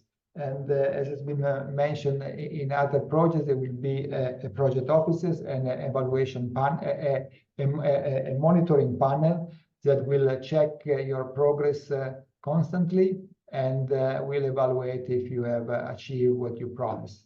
So you have to strike a correct balance between over-promising and actually doing the things at the end. Quality and efficiency of the implementation. This again is, of course, is quite correctly. So you have to demonstrate that you know what you're doing, basically that you know what you will do. You have a clear idea what we will do, how you will allocate the resources, the quality of the consortium. So you surround yourself of competent colleagues. Again, by now, this is a kind of structure that has been initially implemented at the European level, but now I think that has been disseminated throughout also the national grants. So all of them more or less follow very similar schemes. So probably most of you will be trained in these aspects. This is what is the last column for which we have data about. So there were 368 proposals which were evaluated, and 43 were chosen, which makes more or less a 12% success rate, which at the European level is not too bad.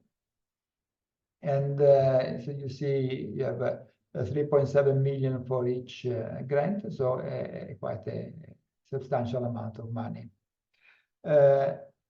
Probably more interesting the topics. And so that's where these topics were, of course, suggested by the Commission, because this is not the open version, but the sort of the one in which you have to apply for specific topics. So you have responsible electronic, precision nutrition, clean and efficiency cooling, architecture, engineering, in-space solar energy. This is another thing that you may want to look at, especially if you are at a very early stage of your careers. Look around, which are the topics which are most funded in Europe or in general. And so try to drive your research interest towards this topic, and your life will be easier. That's what I said. These are the ones which have been successful. You can find the list of the successful applicants, and you can, if you click on them, you can also see a small abstract, so to give a little bit more detail of the topic of the research. And as I said, they give you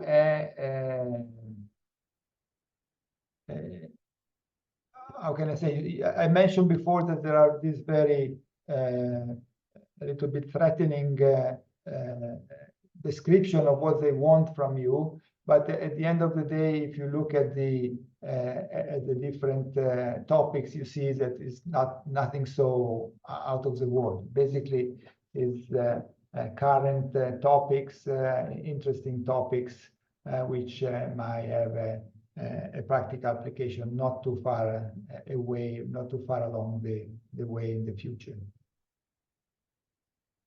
And also the one which is just closed, there has been a very high, so 1,119 proposals. So it's getting very, very competitive, but don't be put off by this. It is possible to achieve that.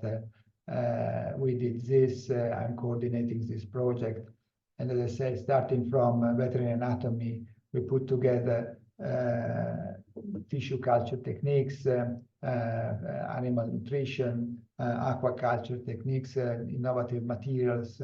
With a little bit of fantasy, you can and creativity, you can put together these topics. As Tiziana mentioned before, this was stemming from the experience and the contact through the cost action, through the cost action that she was coordinating. So it's important to have a network of colleagues and getting in contact with people which are not strictly belonging to your own area of research, because it's definitely important to put together different topics, apparently not so close together, in a sort of creative way. So you get your grant, you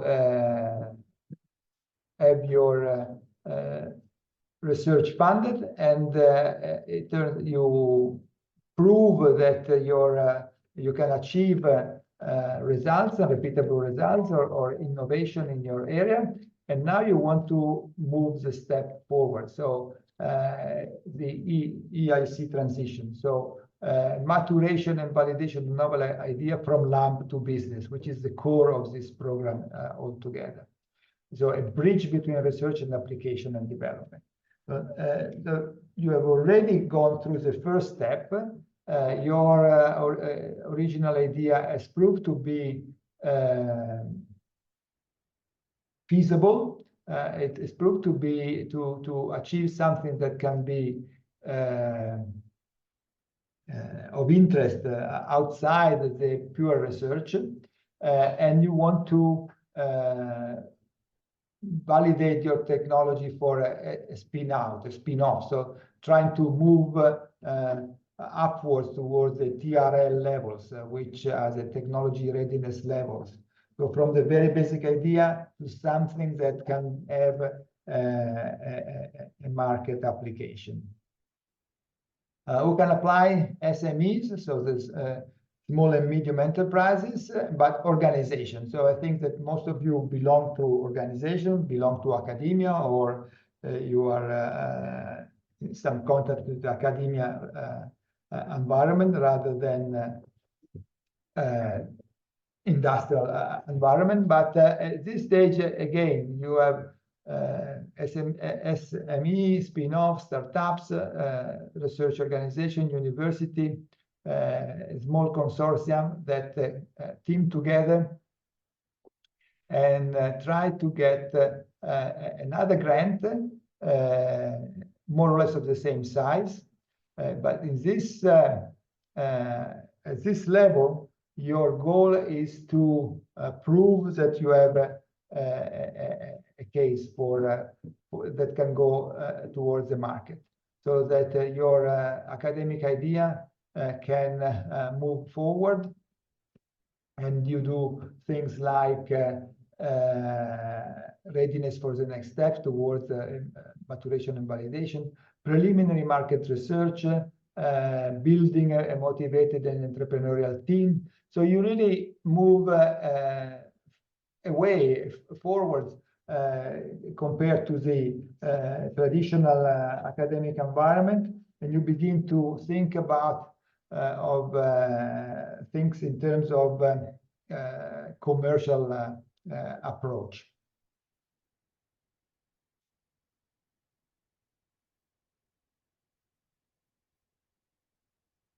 So this we already seen that, and okay, so basically, you still have this support for the business acceleration services. In this case, become even more concrete. So you get you move from the tradition, the kind of activity you're most used to, the research, towards a more commercial application. And here you see, then you begin to be more specific in identifying the need. So basically, you have to identify a market for your idea. So my idea, which problem is going to solve? How can my technology can help a group of people, basically a group of potential customers, to solve their problem or improve their efficiency or getting a product of better price. And you go through that by maybe you need a scale up of your work. You've been working in your little lab, but if you want a commercial application, you have to increase the size of your output, or you have to develop a specific algorithm, depend on what you're really working on. And in this case, you begin to try to communicate your result to potential customer and potential people who can give you money and support this transition, because now you have to begin to pay for everything you use. So far you've been working in the nice university environment. So you have labs, you have all the instruments, you have people paid by PhD fellowship or postdoc or anything like that. But from now on, you have to begin to pay for everything. So you have to pay the people working with you. You have to pay the place where you work. You have to pay for the equipment that you are using. And so this requires to convince people to support you.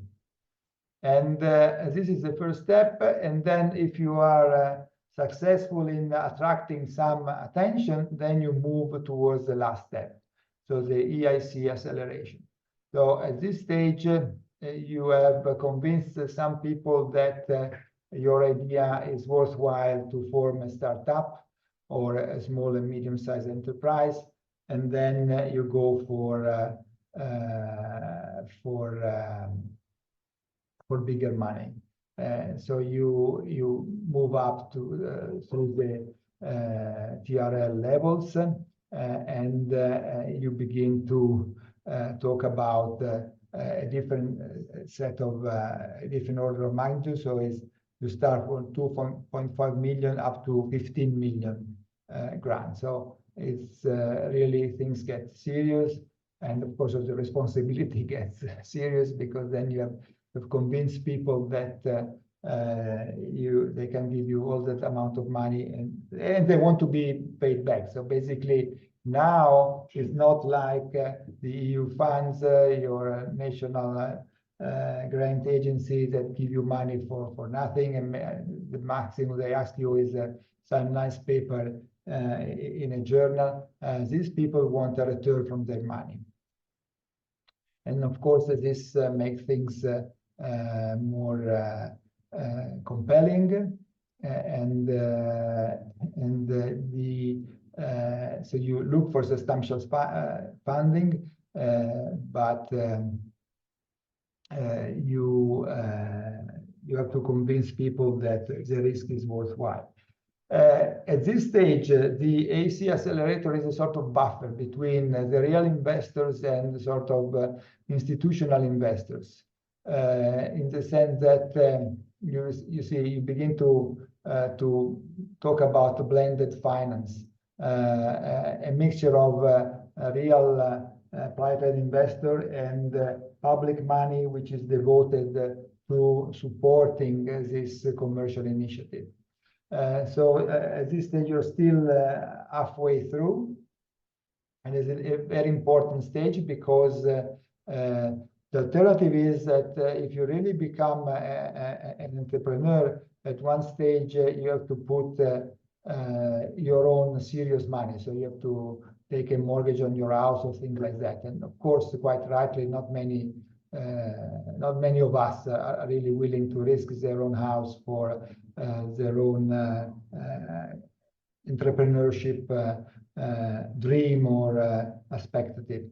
This is a sort of halfway through. This part of the money, so it's a more friendly environment in which you can get money to develop through without risking all of your personal belongings. And so you have, again, all this, the support, because some of these things are repeated because you don't necessarily go through the whole step, but you may step in halfway through, or even as the last step, even if it is less common than actually going gradually from the first to the last. But some of the things are repeated because if you are coming as a very at this stage, you might need some technical trainings that you don't have already had. And at the end, you will access to this business acceleration service where you have all this support, the communication, media communication, events for meeting people like yourself, people interested in having this commercial application and commercial exposures. And above all, you get in contact with the EIC fund. The EIC fund, as I mentioned before, is money that are available for investment. So are, in a way, friendly venture capitalists. So in which there is a public support for this entrepreneurship. So it's not like you're not completely alone. You don't have to give personal I don't know the technical word, personal guarantees of the for getting money, but there is public money will support you even at this later stages. And so this AAC fund puts together public money, venture capitalist money, and selects all the best idea coming out from the research project. And in fact, at the other side of the coin of this environment is that they also try to attract the companies who are willing to invest in new ideas. So not only they do not only appeal for the researcher, but also appeal to companies in order to attract them and try to put the two things together. So on one side, the researchers, the people who had the idea or developed the idea had already reached a certain level of evolution of their research idea, together with people who are willing to put their money into it. And today and tomorrow, there will be this European Innovation Council Summit, where these kind of people will have a nice 2 days together. And basically here is they're creating opportunity for meeting this potential investor, doing your own pitch and explain your ideas to potential investors. So that's it basically. How can we conclude? So this European EIC support the complete life cycle of the researcher who want to transition from knowledge to market. So to start from research and try to get to a more applied application. This is something that many of us may not have considered at the beginning, but it's really worthwhile considering now, because as you may have already been aware, it's not so easy anymore to get into academia. And being a sort of hybrid figure could be interesting because you can get money from both sides. On one side, it gets a traditional research money. On the other side, getting private money and putting them together and try to have a nice synergy between the two. And so you acquire a new perspective. It's quite interesting, it was stimulating. In any case, as has been pointed out to me some time ago, now, even if you are not such a super entrepreneurship kind of guy, in any case, the potential, trying to always emphasize the potential application of your study has become a sort of almost mandatory approach, even in any kind of other research grant. So what once was not so appreciated, as I said at the beginning, now is very well appreciated, and that for whatever application you will do, showing a clear potential application is certainly a bonus for increasing your chances to get your research funded. And that's it from me. Thank you very much for your attention. And if you have any questions, I will be happy to answer to them. Thank you very much, Fulvio. Do we have any questions from the audience? Yes, there is Alireza. Yeah. Fulvio, thank you very much. Is this the same somehow program that you applied for AI, fish AI? I mean, did they not change anything during this time when you got them the applications funded through these ones? Are they different? Not much. No, not much. This has always been like that. So they have this high profile declaration, you know, high gain, high risk, things like that. But in the end, it's not so high gain and so high risk. It's basically, I would say, normal grant application, but with a specific emphasis in potential, even not so immediate outside application. So I think they're in a way very interesting, and I would recommend anybody to try, because there are also a lot of this supporting action that will try to explain you how to really, they try to give you a different perspective of how to present your research activity and how to emphasize this aspect. And this will work both in normal grant application as well as this more market-oriented application. I think now is a more widespread general approach, not to just present research that is just without any application. If you can emphasize that, it's surely helpful. And do we need somehow go, you know, there are the three different ones, the first one, the second one, the third one. For the second one, do we need to have somehow a grant we have got from the first one and then jump to the second one? No. You can jump in at any stage. Let's say, because I imagine that the people who are listening are mostly young people, so I would expect that the most logical way would be start from the first step to the other. But if somebody has already some experience and some results that he or she thinks they might have a practical approach, you go straight for the middle one, or even in the last one, if you is a more structured, there is already some spin-off activity or anything like that.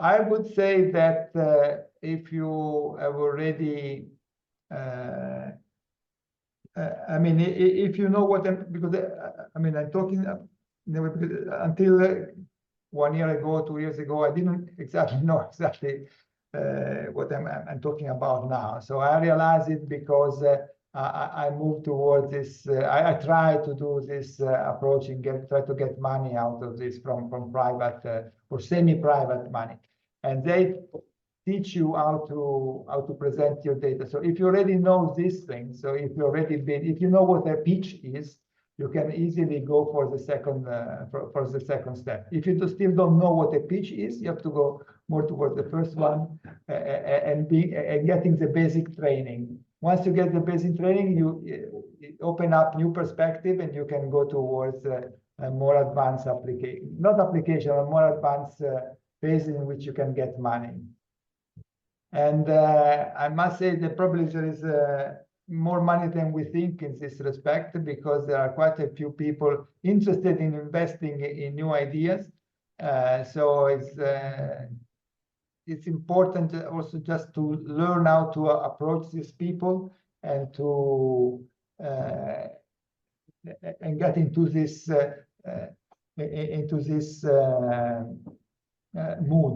Honestly, I got in contact with them partly through an initiative of my own university. So they have, for the last 2 or 3 years, they have their own scouting process. But even in a big aquaculture meetings that have been in September, there was a whole floor and a whole program devoted to this interaction with the potential investors. There are people now devoted in putting the two together. So they are people specialized in getting the researchers and getting the potential investors together, and they train the researcher how to talk to the investors. So there is at least maybe other people already know from quite a while. Surely people already know for quite a while. For me, it was relatively new. And open up a completely new perspective, which I think is worthwhile for especially the younger people to investigate, and not to be just aiming at the traditional academic pathway. Being open to both, I think, can be very productive. Thank you very much. Thank you, Fulvio. Any other questions or comments?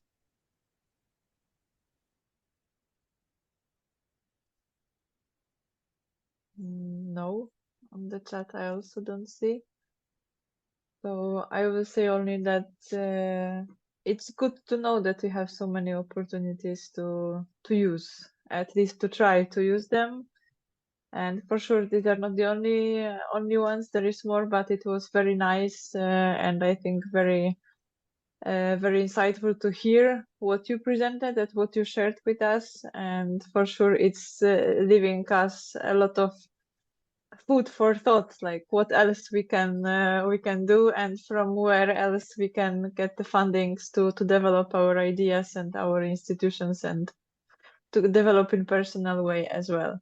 So on behalf of the whole OITPUS team, thank you very much for sharing your knowledge, your experience, and for inspiring us, and now leaving this open head to think, okay, what we can do in the future, especially these deadlines were mentioned. So for sure it will be working, and I hope there will be still more that we can learn from you personally, and also from your university in the OITPUS project. So we are very grateful. Thank you very much for being with us. Ursula, very kind. Thank you. Thank you. Bye-bye. Take care. Thanks a lot.